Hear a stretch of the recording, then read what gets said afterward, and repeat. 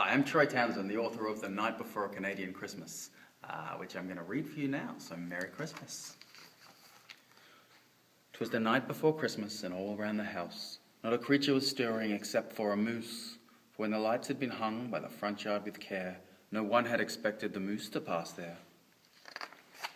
The children in long johns were snug in their beds, while visions of Putin danced in their heads. Mum in her housecoat turned on the TV, and on came the hockey game on CBC. From the snow-shoveled driveway there came such a clatter, I leapt from the Chesterfield to see what was the matter.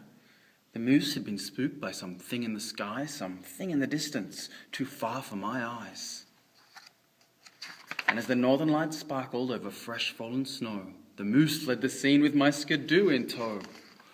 Mum pointed and screamed, but I didn't believe her. She said, "Look, it's a sled pulled by 8 flying beaver." With a bearded old driver in a big bright red toque. Either it was Santa or I was a kook.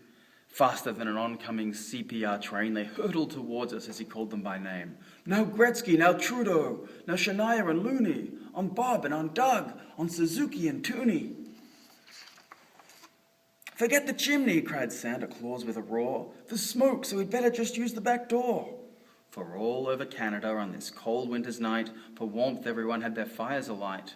So with a full load of toys to the back deck they flew, where they landed beside the old barbecue. Then Santa came in, where the beavers took rest. It was then that I noticed how Santa was dressed. A turtleneck under a red Cowichan sweater. Don Cherry's tailor couldn't do better. His pants were made of red polar fleece embroidered with pictures of Canada geese, and a huge sack of toys was slung over his back like a cross-country skier equipped with a pack. I offered him some Homo milk, said it wasn't any trouble, but he said he would prefer a nice warm double-double. From his head to his boots he was covered in snow. He had frozen eyelashes, it was 30 below. He had fluffy white eyebrows with bright eyes underneath, and his beard had the appearance of a big white maple leaf. He had a lumberjack's physique, well, except for his pot belly that shook when he laughed like a salad made of jelly. He put gifts in all the stockings and around the Christmas tree, and there were wonders there for everyone. Well, everyone but me. There were snowshoes for the kids that they would use on Christmas Day, and to Mum he gave a blanket which came from Hudson's Bay. But then he handed me a present, and I knew I was in luck, a brand new set of tire chains for my pickup truck. He touched his finger to his nose and just stepped out into the night, where his beaver team were on the deck, having a snowball fight. He whistled, and they all took their places at the sled, and they took off through the sky in a streaking blur of red. And this is what he shouted as they up and flew away.